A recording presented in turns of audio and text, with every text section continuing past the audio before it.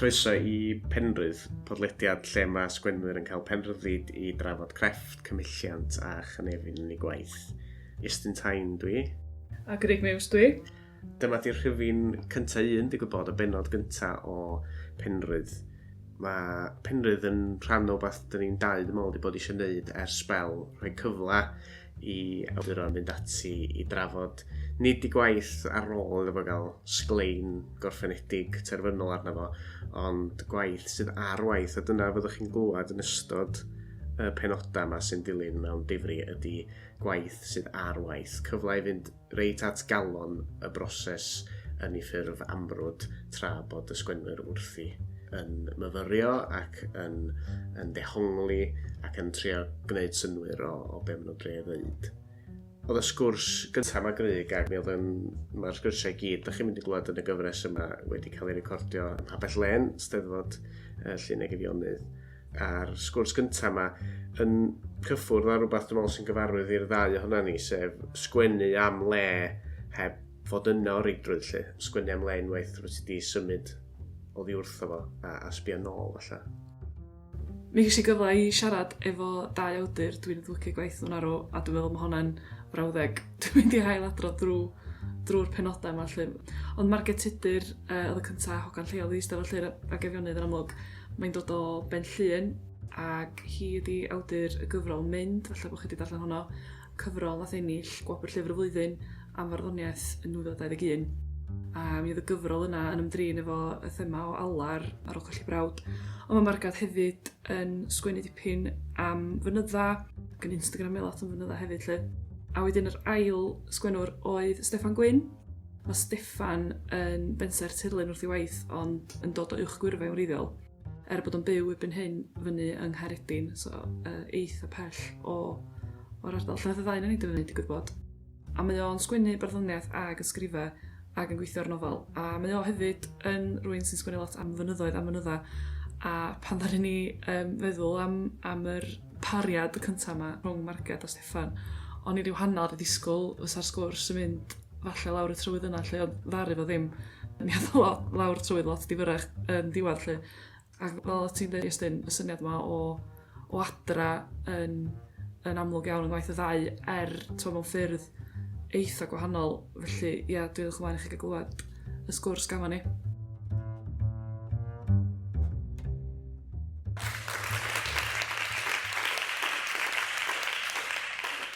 Ar sgwennu ydy'r man cychwyn gyda ni, dyna da ni'n mynd i fod yn cychwyn bob sgwrs efo fo'r wsos yma. A felly fydda ni'n cael cyfle rwan i glwad darn o waith gan Marged a Steffan, boed o'n ddrafft neu'n rhywbeth eitha newydd maen nhw sy'n rhan falle o brosiect sgennyn nhw ar y gweill. A da ni'n cychwyn efo ti, Steffan, os di hynna'n oce? Yeah. Fel dwi'n dallt, mae hwn yn ddarn dechreuodd fatha stori fer gen ti, ond sydd wedi rhyw fath o esblygu. Ta beth i di roi cyflwyniad gwell na hynna i'r darn a cyflwyno'r pwt wyt ti ar fin i ddarllen i ni? Ie, gallaf. Ryw arbrawf yw I suppose. O'n i'n trio mynd i'r afel a gwahanol leisiau yn sgwennu i. Felly fe ddechreuodd fel stori fer, a mae wedi bwydo yn ôl, dwi'n meddwl, mewn i'r nofel yma, dwi'n gweithio arno fe. A beth yw'r darn bach yma, a beth yw'r nofel ar ei hyd, falle yw rhyw lythyr cariad yn y bôn at berson, at ffrind, at gyngariad i'r prif gymeriad y nofel yma. Ac o fewn amserlen y stori, yr nofel, mae'r person yma wedi marw yn ddiweddar, yn lle diweddar. So dyna'r cyd-destun.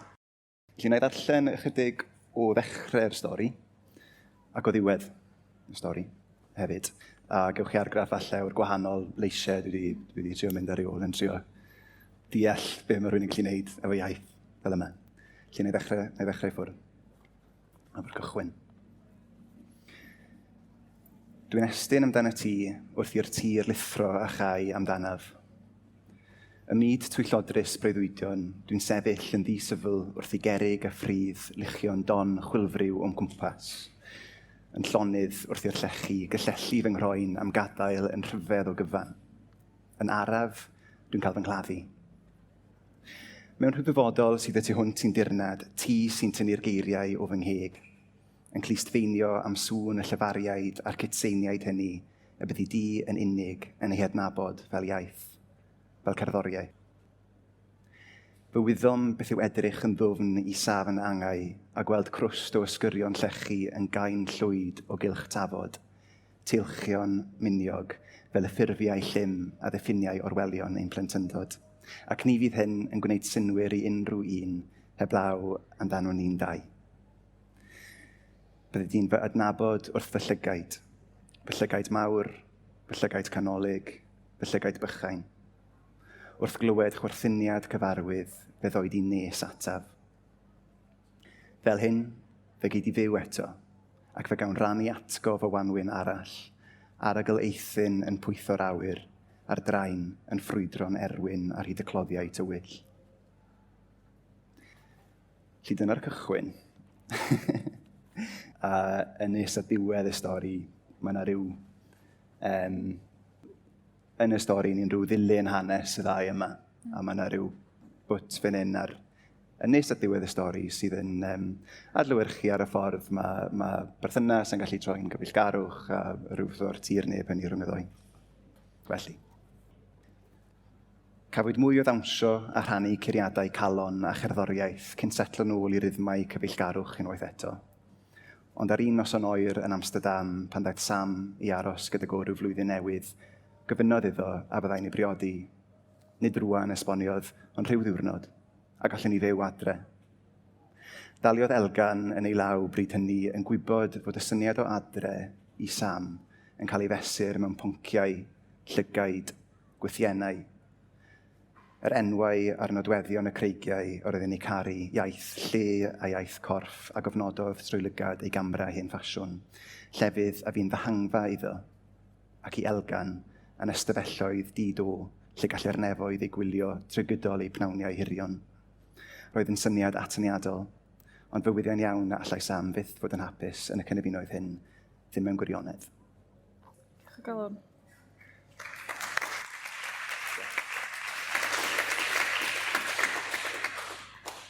Rwy'n ni nôl at y darn yna mewn munud, ond cyn hynny, gawn ni droi at Marged a Marged Cers gen ti. Tybod os ych chi'r fath yn rhoi rhywbeth o gyflwyniad i'r gerdd a wedyn rhannu hefo ni? Ia, Cers gen i, dwi wedi cael y magu Morfa Nefyn, ond bellach yn byw yn Gaernarfon. Mae'r Steddfod yma'n Steddfod eitha agos i mi. A cerdd ydy hi am y lôn, dwi wedi cael y magu, lôn yr eglwys. A dwi wedi cherdded i, dwi'n i'n faint o weithiau. A symud i Gaernarfon, dwi'n meddwl am y lôn yn aml chydig bach illa o Parry Williams oedd o'n mynd yn ôl a'i feddwl yn dren. A dyna sydd gen i yn y gerdd. A un peth pwysig am Morfa Nefyn ydy, mae Morfa Nefyn yn bentra cyfnewidiol, fyswn ni'n dweud, mae o'n fregus, mae'n ansefydlog, yn amlwg, dwi'n siŵr bod chi wedi clywed am yr argyfwng tai sy'n digwydd yna. A mae'r pentra o'n i'n nabod, lle oedd, wel, y Gymraeg yn rhan mor ganolog o'r pentra, pawb yn nabod ei gilydd ac yn ymwneud drwy gyfrwng y Gymraeg. Mae hynny yn newid yn sydyn iawn, a mae'n anodd weithiau mynd yn ôl pam da chi'n sylwi bod y lle di newid gymaint. Ond yn atgofio ni am y lôn ydy hon, a ia, dyma hi. Y lôn am adra. Troi'r chwith wrth y blwch ffôn sy'n mygu dan ager graffiti, a genod yn byrstio'r bws 4 i ddympio ceiniogau, deialu'r rhifau a chlymu cord yn fodrwyau am fysedd. Heibio'r ysgol a'i hogla tangerines a chartons llefrith a sgert tasanna'n cuddio cleisia'r ben glinia.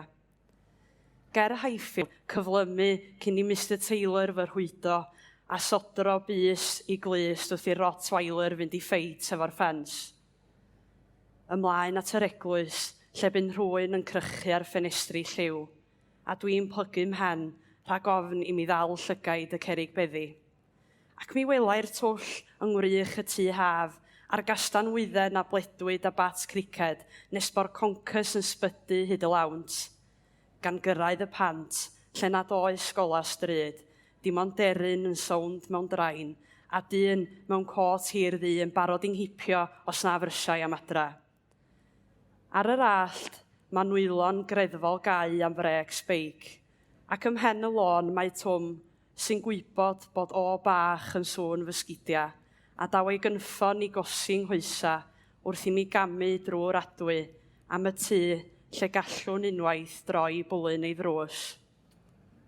Diolch yn fawr.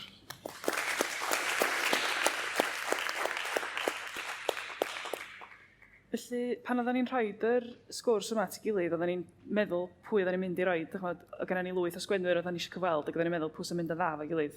A dyn oedden ni'n meddwl, o, Steffan a Marged, maen nhw'n cael cerdded, maen nhw'n cael mynydda. Dwi'n siŵr na ni gael ni sgwrs gret yn fynydda. A nath y ddau na chi ddim sgwennu'n byd am fynyddoedd, ond yn rhyfedd iawn, y ddau na chi wedi sgwennu am adra ar syniad yma o'r cartra, heb yn wybod i'ch gilydd o gwbl, lle oedd yn rhywbeth rili diddorol, a o'n i mor excited pan i siŵr bod y ddau na chi wedi, lle o'n i'n meddwl, o, gan i sgwrs da am hyn. Steffan, na i gychwyn efo ti, os ti'n meindio. Mae'r dan ti'n newid allan, mae'n dod â lot o bethau. Mae'n dod o ddarn ehangach sydd yn dod â lot o themau gwahanol at ei gilydd. A nes di ddisgrifio fo i fi fatha rhywbeth oedd yn dod â cariad cwiar, ymdeimlad o le, y syniad o adre, a cherddoriaeth electronig at ei gilydd. A hynny yng nghymeriad elgan, sef, dwi'n meddwl, y llais oedd yn i safbwynt oedd ni'n clywed, dwi'n meddwl, yn rhai o'r darnau nes di ddarllen, ie? Dwi'n iawn? Ie, o bosib. Oce, o bosib. Ond mae gen ti'r cymeriad yma o elgan a cymeriad Sam, a'r ddau efo perthynas wahanol, neu yn ymgorffori rhyw fath o ffyrdd gwahanol o berthynas o adre. Ie. Bod fi'n iawn yn dweud hynny, dydw. Yndi.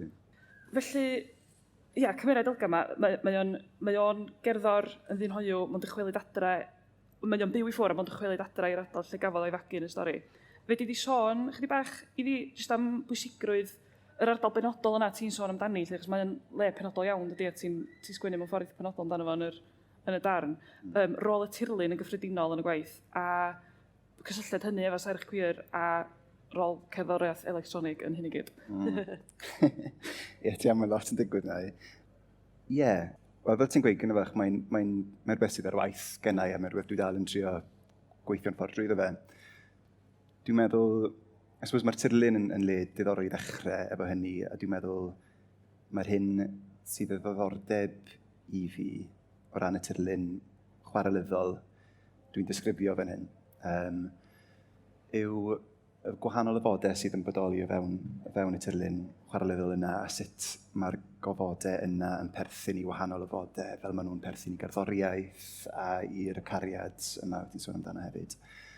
A dwi'n meddwl bod yna rhywbeth jyst hynod am y chwareli yma, maen nhw'n lefydd eitha amhenodol mewn ffordd, maen nhw'n breifat, maen nhw'n gyhoeddus, maen nhw'n ystafelloedd caeedig, ond maen nhw hefyd yn dirluniau agored. A yn y gyfodau yma, yn y stori o hwn, mae y cymeriadau, mae Elgan, mae Sam. I suppose maen nhw'n yn ieuenctid nhw, maen nhw'n darganfod rhywbeth ynghylch ei gilydd, ynghylch ei rhywioldeb nhw, drwy ddawns, trwy gerddoriaeth electronig, trwy'r partïon rhydd yma sydd yn digwydd yn y llefydd hyn, ond sydd yn digwydd all fod ar draeth neu ar mewn rhyw glwb nos yn rhywle hefyd, maen nhw'n digwydd yn bob man. Ond mae yna rhywbeth am natur y gofod yn y chwarel, y gofod caeedig yma, y gofod agored. Mae yna densiwn yna sydd yn bodoli hefyd, dwi'n meddwl, yn y gofod yn ni'n creu drwy ddawnsio yn y math yma, i'r math yma o gerddoriaeth. Chi'n teimlo bod chi'n rhan o rhywbeth anferth, ond does neb yn edrych yn eich chwaith pan chi'n dawnsio. So mae'n breifat, mae'n mŵr gyhoeddus hefyd. So yn y darn ola yna sydd allan fyna, dwi'n meddwl mae'r archwiliad yma o beth oedd y gofod yma'n golygu i Sam. Hynny yw, rhywle allai fe ddianc iddo fe, ond i Elgan oedd e'n rhywbeth agored. Felly dyna'r fath o beth o'n i'n mynd ar ei ôl. Dyna mae'r adre, dwi'n meddwl, yn golygu yn fyna i'r cymeriadau hyn. A trwy'r syniad yma o ofod, dwi'n meddwl mae'r holl bethau gwahanol yma ti'n sôn amdano fyna di sort of clymu ynghyd. A lle mae hyn yn arw, o ran, o ti'n sôn bod hwn yn rhywbeth ar y gweill, ac bod ti'n weithio, at be, wyt ti'n datblygu'r gwaith yma yn stori fer hir, neu nofel, neu ydy o'n rhedeg yn paralel efo rhywbeth arall wyt ti'n gweithio arno fo? Nofel yw i, dwi'n meddwl. Dwi'n gobeithio nawr tuag at ei diweddu. Ond dwi'n arbrofi gyda ffurf, ac ar hyn o bryd dwi'n trio meddwl am gloddio ac am gladdu fel ffurf. Dwi'n trio meddwl tu hwnt i ffurf narratif conventional. A dwi'n arbrofi neu dwi'n trio deall sut allai gwneud hi'n nofel ddwyieithog, achos dwi'n sgwennu yn y Gymraeg a'r Saesneg hefyd, felly dwi'n trio deall hynny. Dyna dwi'n gwneud ar y bryd. Edrych ymlaen i weld beth oedd hynna. Marged, a na i droi at y lôn am adra, cer sydd hefyd yn am le penodol iawn, lôn benodol yn Dachos Di, lle. A ti hefyd yn chwarae efo'r syniad yma, ddychwelyd, mewn ffordd wedi dod nôl i gerdded lôn oedd ti'n arfer i cherdded o hyd, lle.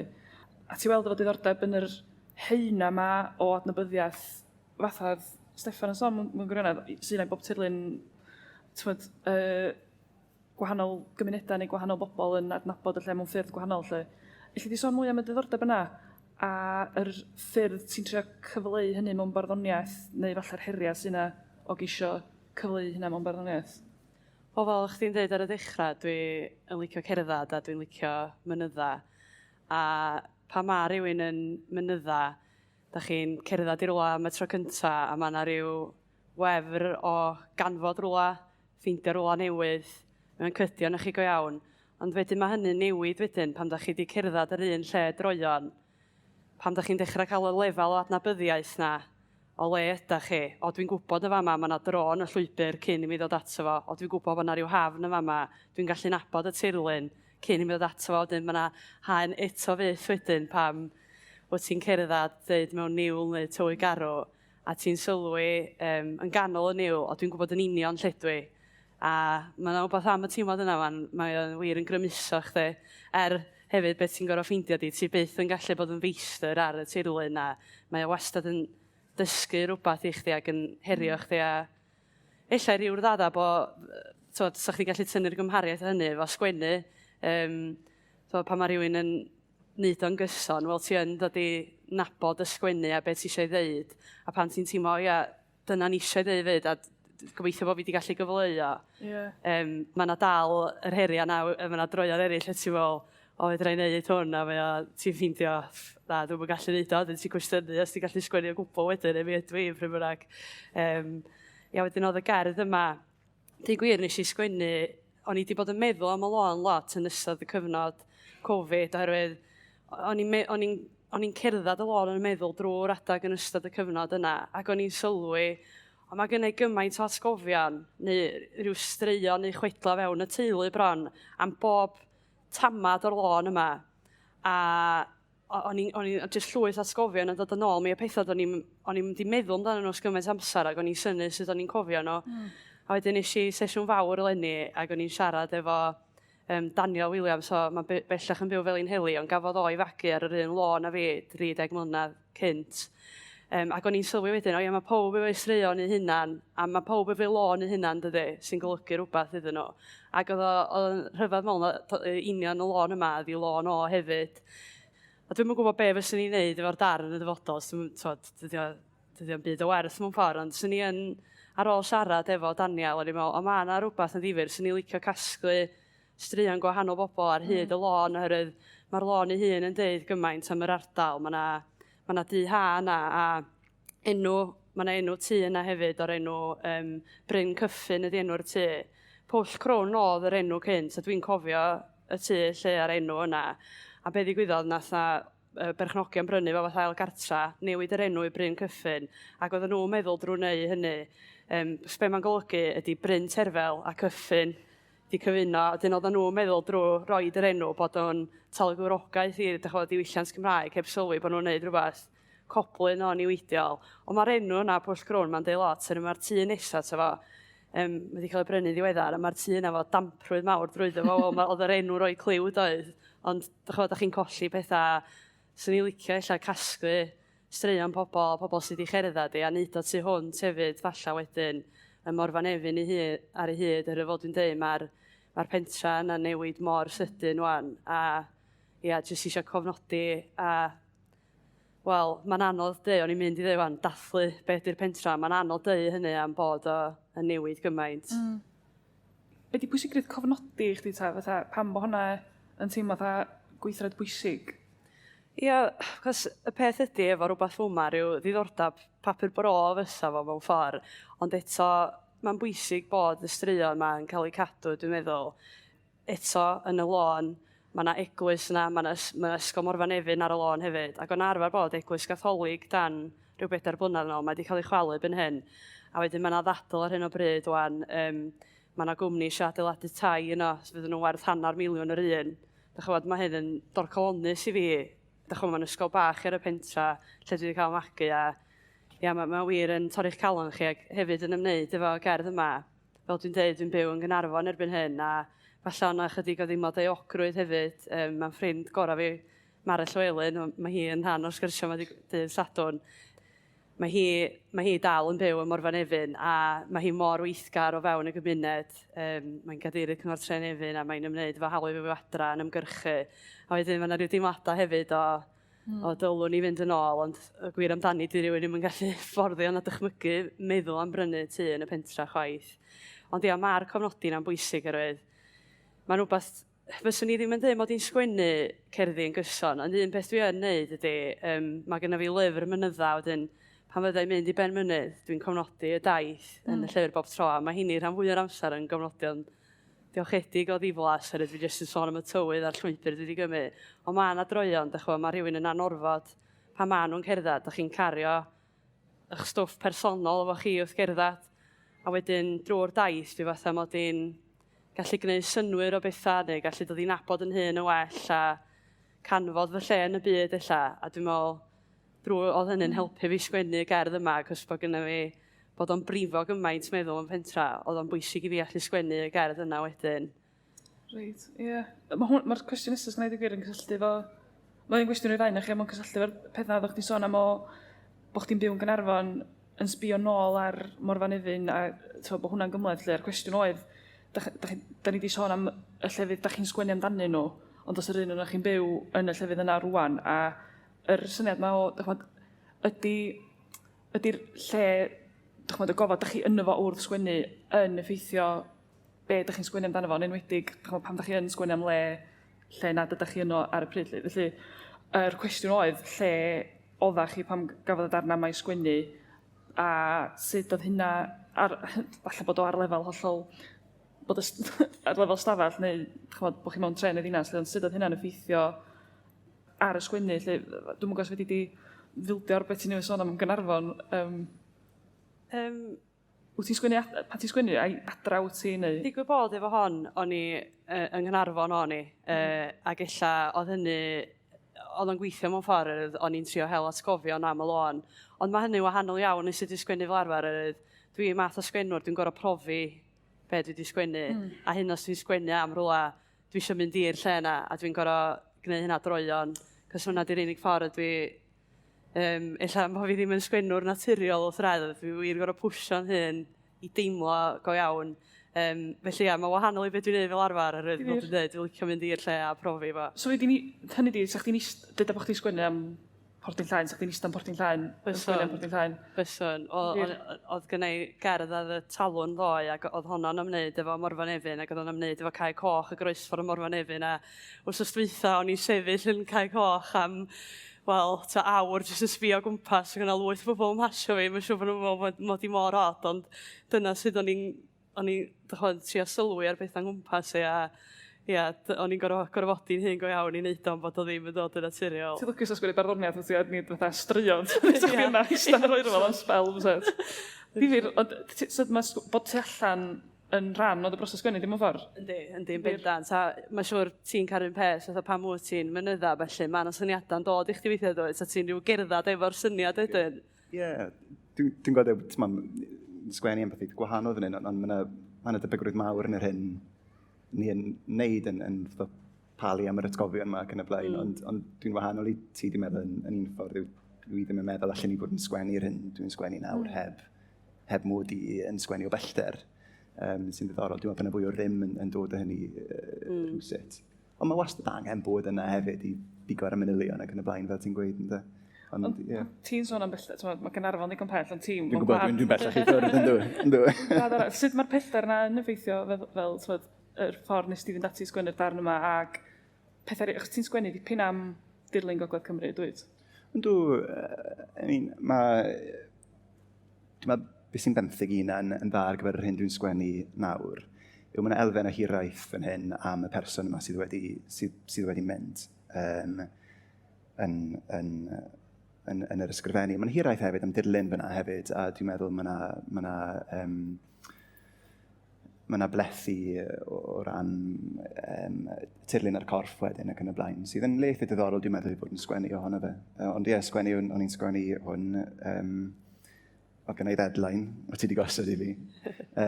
O'n i ar Ynys Aran yn yr Alban yn hun ffrind, oedd hi'n cofio o'n i'n sgwennu fyna.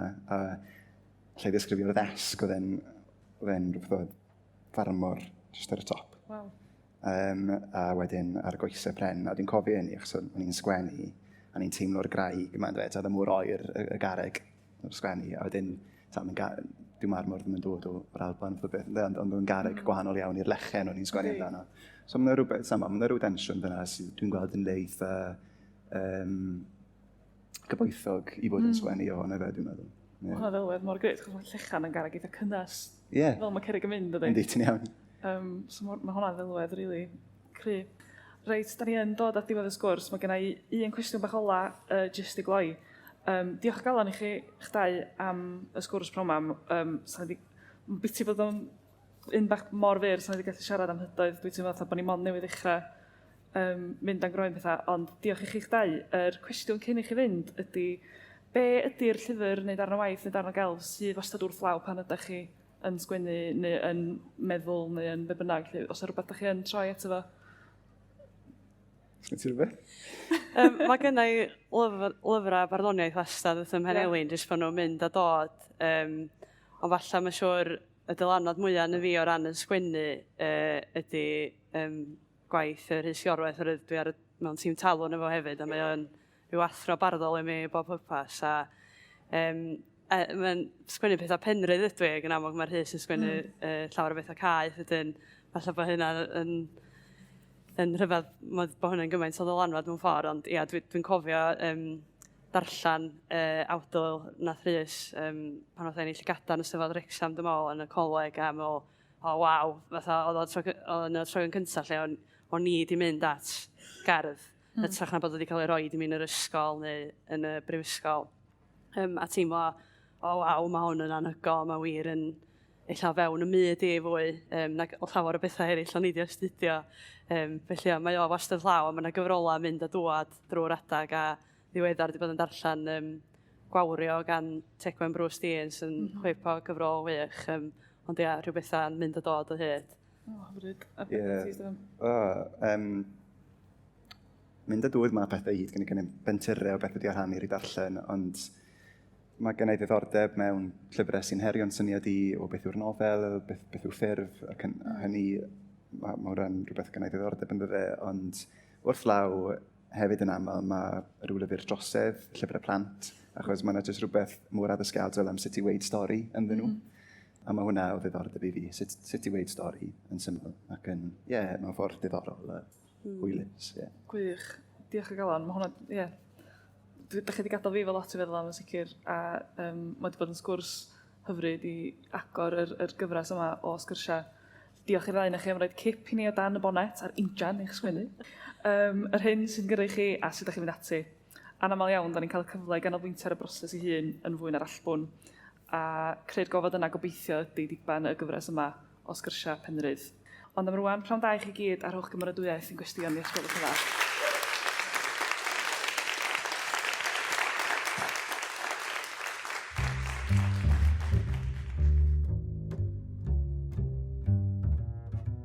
Diolch yn fawr iawn i Llenyddiaeth Cymru a'r Eisteddfod Genedlaethol am gynnig llwyfan a nawdd i'r prosiect yma. I Aled Jones o gwmni y pod am y gwaith o olygu a cynhyrchu PenRhydd. Diolch i'r holl sgwennwyr da ni wedi clywed yn ystod y gyfres yma, ac i bawb yng nghynulleidfaoedd byw yn wsos ni ym Moddian. Os da chi wedi mwynhau PenRhydd, tan ysgrifiwch, soniwch am y podlediad efo'ch ffrindiau, a da ni wrth yn bodda hefyd yn clywed eich adborth chi. Fedrwch chi gysylltu efo'r ddau ohono ni ar Instagram, @Iestyn_Tyne ydw i, ac @Grug Muse ydy Grug.